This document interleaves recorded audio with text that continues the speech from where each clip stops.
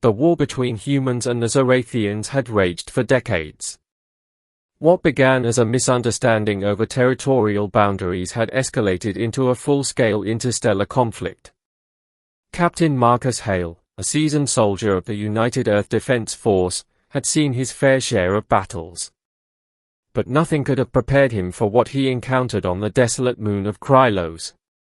The mission was simple: scout the abandoned Zorathian outpost for intelligence. Marcus and his squad landed under the cover of darkness, their armored suits blending into the shadows. The outpost was eerily silent, its once imposing structures now crumbling under the weight of time. As they moved deeper into the complex, Marcus noticed something unusual, a faint, pulsating light emanating from a hidden chamber. "Stay alert," he whispered to his team, gripping his plasma rifle tightly. The chamber was unlike anything they had seen before. Its walls were lined with intricate carvings, and in the center lay a Zorathian girl, barely alive.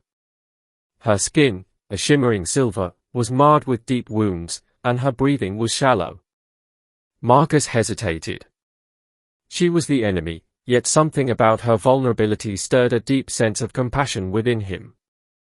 "Sir, we should leave her," one of his squad members urged. "She's one of them." Marcus shook his head. "She's just a kid. We're not monsters." He knelt beside her, his medical training kicking in. Her injuries were severe, and she had lost a significant amount of blood. Without immediate intervention, she would die. "Her physiology is similar enough," Marcus muttered, more to himself than to his team. "I can give her a transfusion." He removed his helmet and rolled up his sleeve, revealing the veins in his arm. The squad watched in stunned silence as Marcus connected a portable transfusion unit to his arm and then to the girl. His blood flowed into her, a crimson lifeline bridging the gap between two species. The girl's eyes fluttered open, revealing irises that glowed like molten gold. She looked at Marcus, her expression a mix of confusion and gratitude. "Why?" she whispered in a voice that was both alien and hauntingly beautiful. "Because it's the right thing to do," Marcus replied simply. The girl's wounds began to heal at an astonishing rate, her body absorbing the human blood as if it were a potent elixir. She sat up, her strength returning with each passing moment. The squad tensed, their weapons raised, but Marcus signaled for them to stand down. "My name is Lira," the girl said, her voice steady now.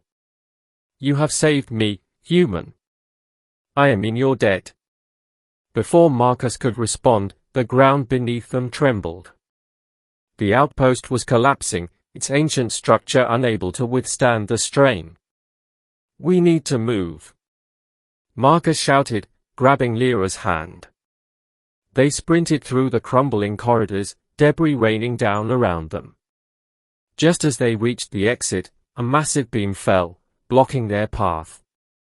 Lira raised her hand, and with a surge of energy, the beam disintegrated into dust. The squad stared in awe. "What the hell is she?" one of them muttered. Later, Marcus snapped. "Let's get out of here." They made it back to their ship just as the outpost collapsed into a heap of rubble. As they ascended into the safety of space, Marcus turned to Lira. "Who are you, really?" Lira hesitated, then spoke. "I am a descendant of the Zorathian Elders, a race of beings who once sought to bring peace to the galaxy. But our people were corrupted by greed and power. I was sent here to retrieve an ancient artifact that could end the war, but I was betrayed by my own kind." Marcus nodded, his mind racing. "If we can find this artifact, maybe we can stop the fighting." Lira's eyes softened. "You are unlike any human I have ever known. Your compassion is rare, even among my people." She reached out and placed her hand on his chest, over his heart. A warm, tingling sensation spread through his body, and for a moment he felt a deep connection to her, as if their souls were intertwined. Days turned into weeks as Marcus and Lira worked together to locate the artifact.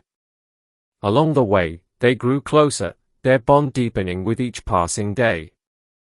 Lira's gratitude for Marcus's selfless act evolved into something more, a profound affection that transcended the boundaries of their species. One night, as they camped under the stars of an uncharted planet, Lira turned to Marcus. "There is something I must give you," she said softly. "A reward for your kindness." Marcus shook his head. "You don't owe me anything, Lira." "But I want to," she insisted. She leaned in, her lips brushing against his in a kiss that was both tender and electrifying. As they kissed, Marcus felt a surge of energy flow through him, filling him with a sense of euphoria unlike anything he had ever experienced. It was as if Lira's very essence was merging with his, creating a bond that was unbreakable. When they finally pulled away, Marcus felt rejuvenated, his senses heightened, and his spirit uplifted. "What was that?" he asked, his voice barely above a whisper. "A gift," Lira replied with a smile. "A piece of myself, to remind you that even in the darkest of times, there is light." Their journey eventually led them to the artifact, a powerful device capable of neutralizing the weapons of both sides. With Lira's guidance, Marcus used it to broker a ceasefire between the humans and the Zorathians. The war ended, not with a bang, but with a quiet understanding that peace was possible. In the aftermath, Marcus and Lira stood together on the bridge of a starship, watching as the two species began to rebuild. "What will you do now?" Marcus asked. Lira took his hand in hers.